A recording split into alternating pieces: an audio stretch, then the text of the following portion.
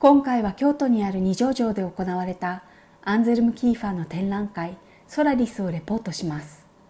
キーファーの過去の作品などとの比較をしながら今回の展示作品の解説をしていきます。まず会場となった二条城は1603年に将軍徳川家康が作ったお城です。徳川家康が始めた江戸時代というのは戦乱の続いた戦国時代、安土桃山時代が終わった後訪れた比較的平和な時代です。鎖国政策によって維持された独裁政権ではありますが、その前後の時代と比較すると平穏な時代で、文化も栄え265年もの間続きました。二条城の中には多数の襖絵がありますが、多くが金箔の背景の壮麗で豪華なものです。現在は城の内部には複製が展示されていますが、当時の様子を伺うことができます。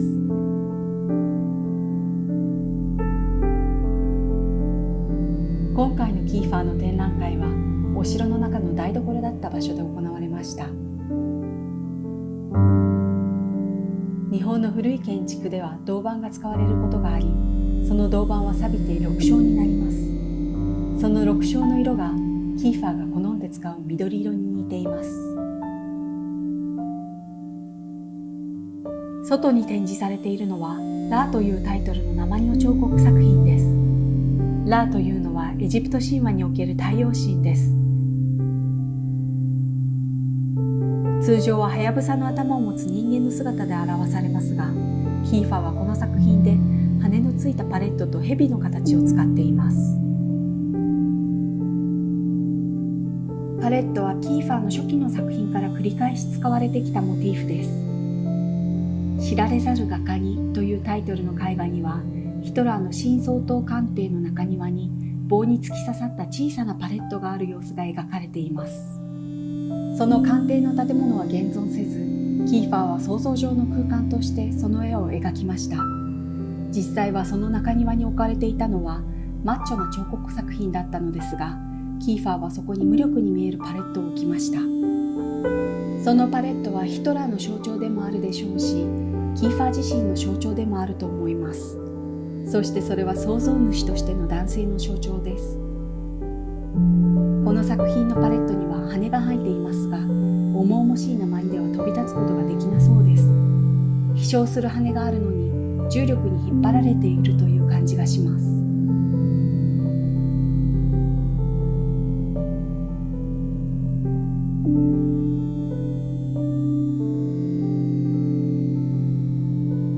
下の部分には蛇がいます。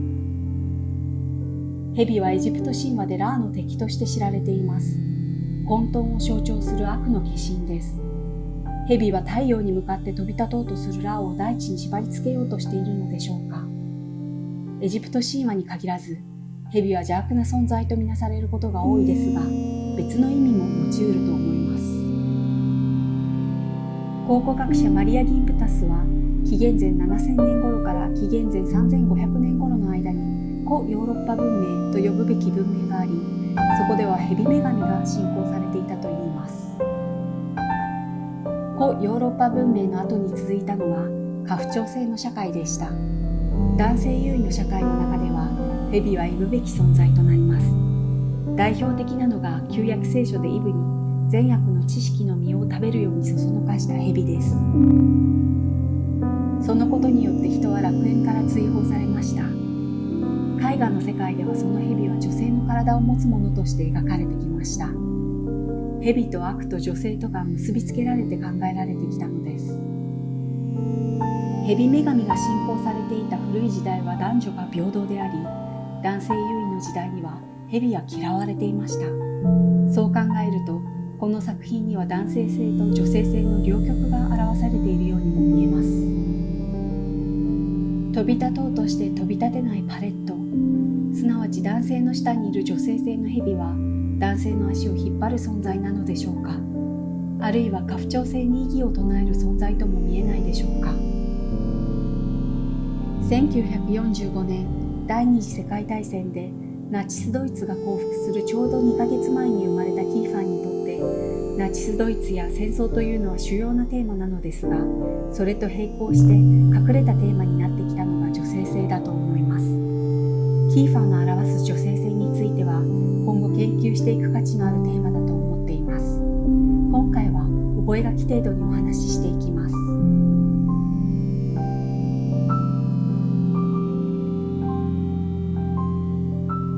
展示の会場に入って正面にはオクタビオ・パスのためにがあります。この展覧会のために制作された作品です。つまり日本向けの作品です。オクタビオ・パスはメキシコの詩人でノーベル文学賞を受賞しています。キーファーは荒涼とした大地の絵を何枚も描いていますが、基本的には戦後のドイツを表したものでした。ですが今回のこの作品は原爆投下後の広島を表していると言われています。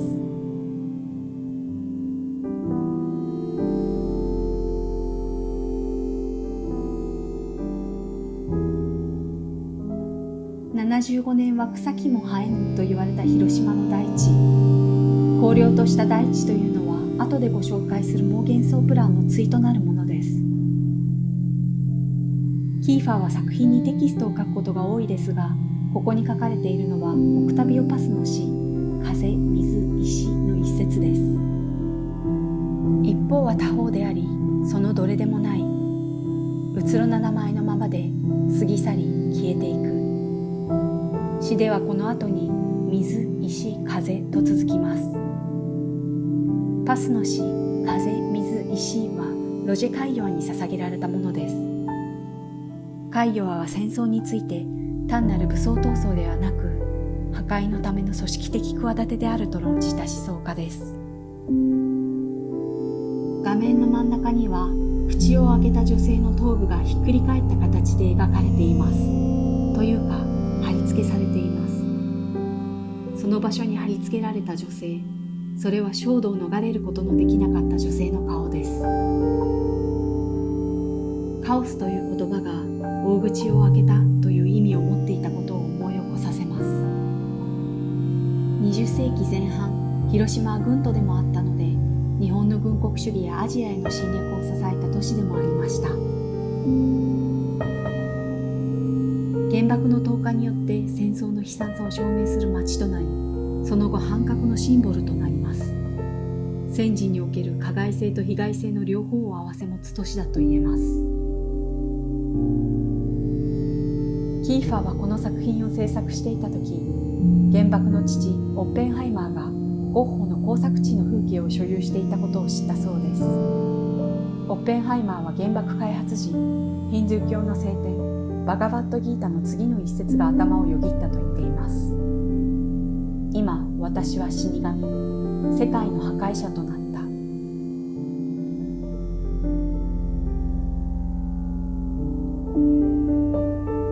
オーロラも広島に関連する作品です。キーファーは荒涼とした大地で戦後のドイツを表現した一方で、建築物によってナチスドイツを表現してきました。今回は広島の建物を描いています。この作品は1945年にアメリカの調査団が撮影した広島の小学校の建物の写真をベースにしています。原爆で破壊され、かろうじて枠組みだけが残った建物をキャンバスをえぐり取るようにして線で描いています。中央には乳母車が貼り付けられています。キャンバスにオブジェを貼り付けるのはキーファーがよく用いる手法で、絵画とオブジェの境界線をなくすものです。キーファーの場合、絵画そのものも重層的に描かれていたり、金属が用いられていたり、ずっしりとした重みがあるのが特徴です。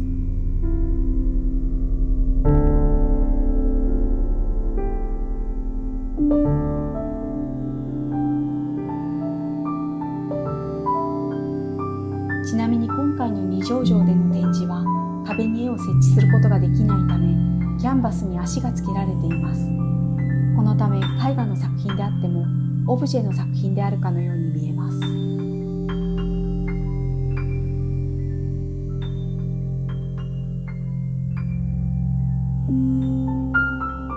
ガラスケースの作品「月の切る」傘の雫や落ちつらんは幕末の二僧で歌人であった大田垣蓮月の詩に着想を得たものです。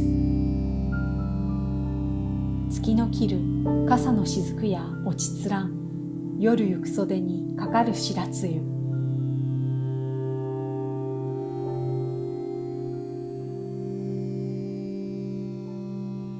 上部にパレット、下部にキャンバスのようなものがありますが、どちらも鉛で作られています。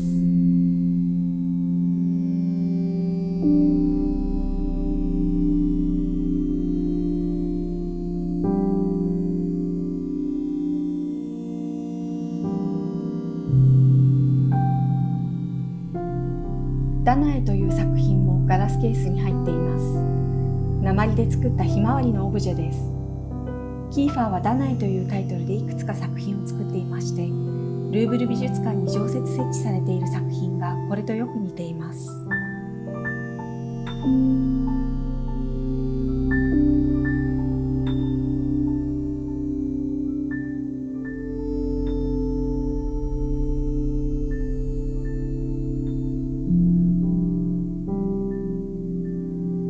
朽ちたひまわりですが、種の部分は金色が施されていて、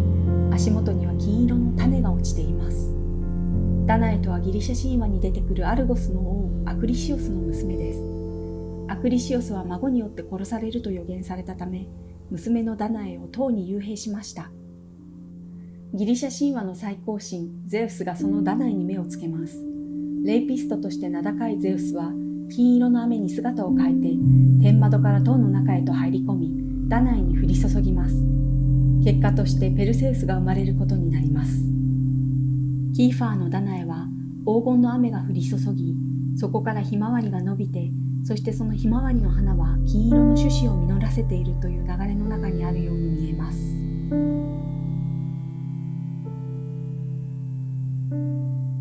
今回もう一つダナエというタイトルの作品が展示されています。こちらもガラスケースに入っていて、下には金色のオブジェが散っています。ダナエは紙に描かれています。裸で開脚して顔を背けています。ギリシャ神話は家父長制を正当化するための物語ですが、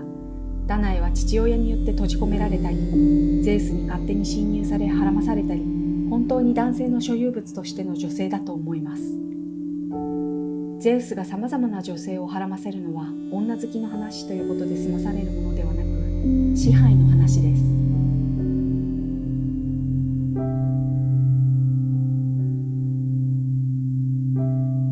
今回の展示の最も注目される作品、モーゲンソープランです。モーゲンソープランというのは、第二次世界大戦中にアメリカで立案された戦後のドイツ占領計画の名前です。戦争が終わる前に、すでに戦後のドイツをどうするかについて、いくつかの案が練られていました。その一つであるモーゲンソープランは、ドイツを農業と田園の国に変える計画だったのです。具体策としては、ドイツをいくつかの国家に分割すること、重工業を担う地域、特にルール地域を破壊することが盛り込まれていました。工業を破壊してドイツを弱体化すれば、再び軍国化の道を歩むことがないと考えられたのです。ですが、この案については意見が分かれ、最終的にモーゲンソープランではなく、マーシャルプランが採用されることになりました。キーファーはその幻のモーゲンソープランをテーマとしてこの作品を作ったのです。実は私たちは2013年の初めにパリ郊外のガゴシアンギャラリーでこの作品を見ています。倉庫のような場所で思う存分に空間を生かして展示されていました。砂の上に無数に生い茂る麦、穂先は黄金に実っていました。普通砂は砂漠の不毛を思い起こさせるのですが、その作品からは否定しがたい幸福感のようなものが立ち込めていました。二条城での展示はガゴシアンより狭い部屋でしたが、それだけに麦は鑑賞者の方に伸びていって、鑑賞者が歩くと麦が揺れていました。麦はキーファーの作品に最も多く登場するモチーフです。パウル・ツェランの詩「死の風画」にマルガレーテとズラミートという女性の名前が出てくるのですが、マルガレーテが金髪のアーリア系ドイツ人、黒い髪のズラミートがユダヤ人を表していると言われています。キーファーはマルガレーテを麦で表現してきました。キーファーの麦は両義的です。金色の穂先のものがありますが、黒ずんだものもあります。黒いものは幕閣という穀物に寄生する強い毒性を持った金にも見えます。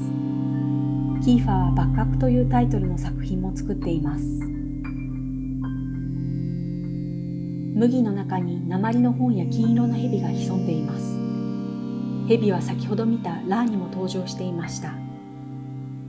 私は蛇は女性性の象徴であり、ここでは再生の印だと思っています。この作品はもちろん正確に妄幻想プランを表彰したものではありません。麦は農業や大地を表しているのかもしれないし、砂は破壊の跡なのかもしれません。ですがキーファーの妄幻想プランは敗戦後の荒廃したドイツを表しているようには見えません。むしろそれはあり得たかもしれない過去、別のあり方でもあり得たという可能性を示しています。そのポテンシャリティが妄幻想プランという作品にユーフォリックな雰囲気を与えているように見えます。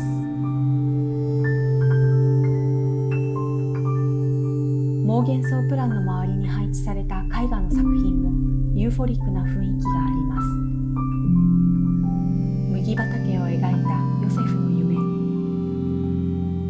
今回の展示は狭い空間なので、一歩引いて絵を鑑賞するということができず、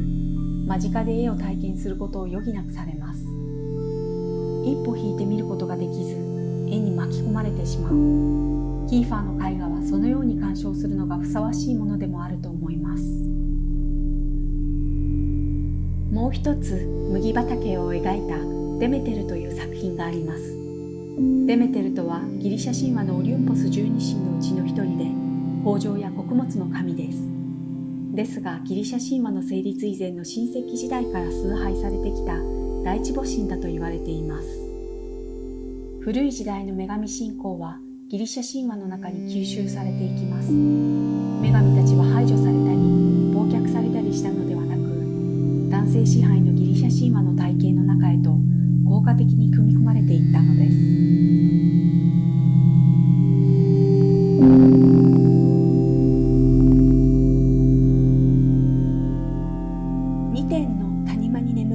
という作品があります。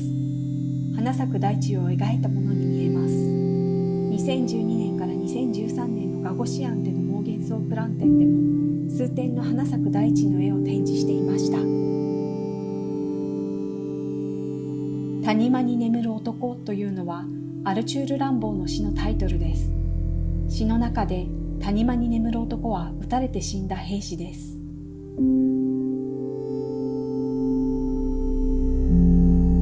ライン川というタイトルの作品も2点展示されています。金箔がふんだんに使われていて輝いていました。ライン川はドイツでは男性名詞であり、父なる川と呼ばれています。キーファーはこれまでドイツとフランスの境界線のライン川を第二次世界大戦の記憶とともに描いてきました。今回の作品では豊かな自然の風景を描いているように見えます。ですが同じ色調で描かれたアンゼルもここにありきで、その様相は一変します。キーファー自身の後ろ姿と思われるその男性は軍服に身を包んでいます。キーファー自身は1945年生まれなので直接的には戦争を知らない世代ですが、ナチスドイツの軍服を着る自分自身の姿を写真に撮ったり描いたりしてきました。キーファーを最初に有名にした作品はナチス式の敬礼をする自身の写真の作品占領シリーズです。また軽井沢のセゾン美術館にある革命の女たちでは、フランス革命の時代の女性たちを鉛のベッドで表現しつつ、軍服を着てこちらに背を向ける自分の姿の写真も使っていました。その作品のキーファーの姿とこの絵の後ろ姿は非常によく似ています。今回の展示ではもう一つアンゼルムここにありき、さらにもう一つアンゼルムスここにありきという作品があります。こちらの作品には人物はいません。金箔をふんだんに使っています。このキーファーの金箔の使い方がギャラリストのファーガス・マカフリーにカノン派の金箔を使った障壁画を思い起こさせたことから、今回の二条城での展示が企画されたそうです。キーファーは特に日本の絵画を参照して金を使ったのではないとのことですが、キーファーが金を使い始めたのは先ほどご紹介したモーゲンソープランの頃からです。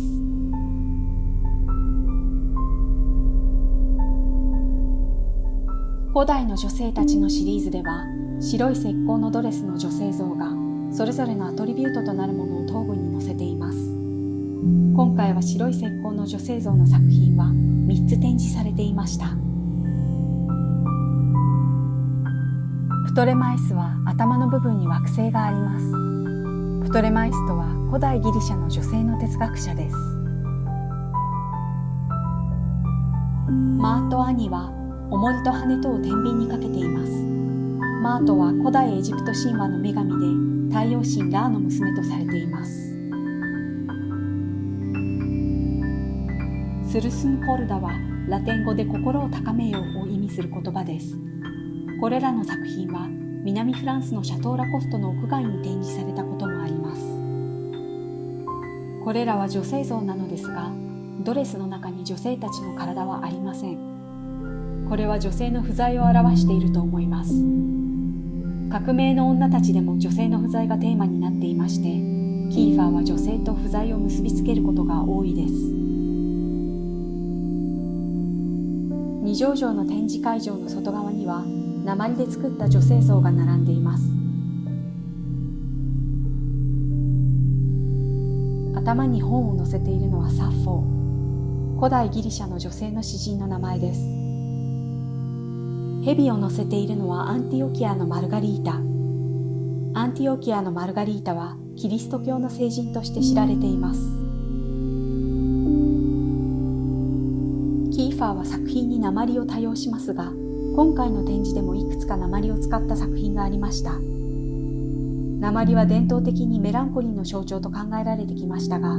キーファーは鉛を金を生成するための素材として捉えています。つまりそれは変化すること、メタモルフォーシスを表しています。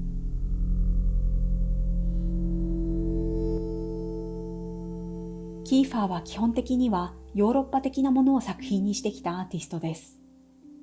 今回の日本での展示でもそれは変わりませんが、展示の土壌を変えることで作品を新しい視点で眺めることができました。